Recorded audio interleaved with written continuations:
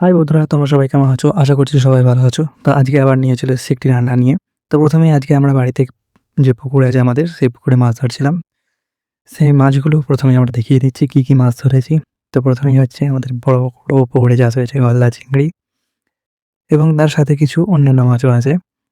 তো গলদা চিংড়িগুলো সত্যি অনেক বড়, বড় পেয়েছিলাম।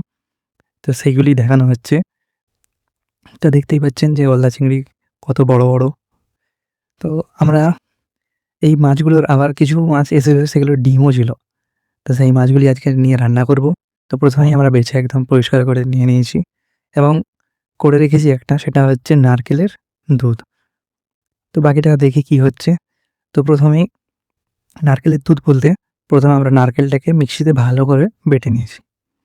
তো প্রথমে চাপিয়ে দিয়েছি কড়াইয়ের তেল, সাদা তেল দিয়ে দিয়েছি এবং অন্যদিকে চিংড়ি মাছগুলোর ওপরে একটু পরিমাণ মতো নুন, হলুদ গুঁড়ো এবং লঙ্কার গুঁড়ো দিয়ে ভালোভাবে মেখে নিচ্ছি। পুরোটা মাখিয়ে নেব, কারণ প্রথমেই আমরা চিংড়ি মাছগুলোকে হালকা করে ভেজে নেব। তো আমাদের মাখানো কমপ্লিট। তো আমরা আস্তে, আস্তে মাছগুলিকে ভেজে নিচ্ছি। তো দেখতেই পাচ্ছেন আমাদের কড়াইয়ে তেল গরম হয়ে এসেছে। তো মাছগুলোকেও দিয়ে দিয়েছেন ভাজার জন্য।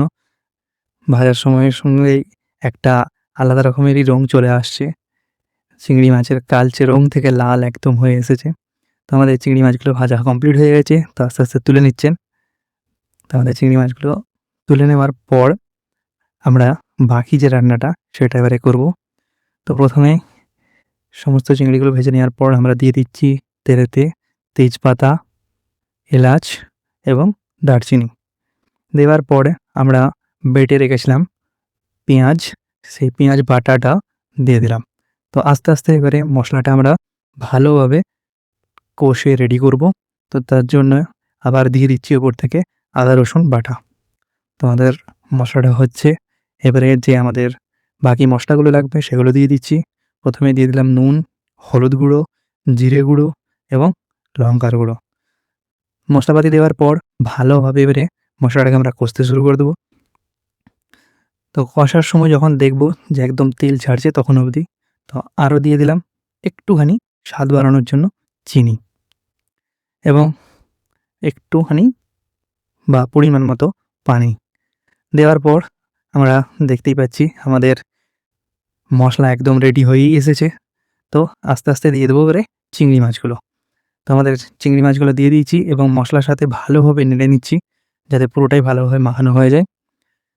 তো দেখতেই পাচ্ছেন এবং এর সাথে, সাথে যে বলেছিলাম নারকেলের দুধ, সেই নারকেলের দুধটাও দিয়ে দিচ্ছি। চিংড়ি মাছের মালাইকারি দেখতেই পাচ্ছেন কত সুন্দর একটা কালার চলে এসেছে আমাদের। তো আস্তে, আস্তে ভালোভাবে এবারে নাড়তে থাকবো এবং এটিকে ঢাকা দিয়ে রেখে দেবো। কিছুক্ষণ পর ঢাকাটি খুলে দেখতেই পাচ্ছি আরও সুন্দর রং চলে এসছে। তখন আমরা দিয়ে দিচ্ছি গরম মশলা গুঁড়ো এবং গরম মশলা গুঁড়ো দেওয়ার পর আরও নেড়ে দিচ্ছি, তো যাতে ভালোভাবে পুরো মশলাটা মাখানো হয়ে যায়। এর সাথে, সাথে আরও একটু জিনিস দিয়ে দেবো, সেটা হচ্ছে আমাদের বাড়ির দেশি ঘি। ঘিয়ের একটা আলাদাই সেন্ট থাকে। তো আমরা সেই দেশি ঘিটাও দিয়ে দিয়েছি এবং আস্তে, আস্তে ভালোভাবে নেড়ে নিচ্ছি। তো আমাদের রান্না প্রায় কমপ্লিট বলতে গেলে। তো আমরা ঢাকা দিয়ে নামিয়ে নেব। তাহলেই আমাদের রান্না হয়ে গেছে। তো নামানো আর খাওয়া কাজ। তো অবশ্যই চিংড়ি মাছের মালাইকারি রান্না করবেন এবং আমাদের বাড়ির ফেসবুক পেজ, ইউটিউব চ্যানেলকে like, comment, share, follow, subscribe করতে ভুলবেন না। ধন্যবাদ।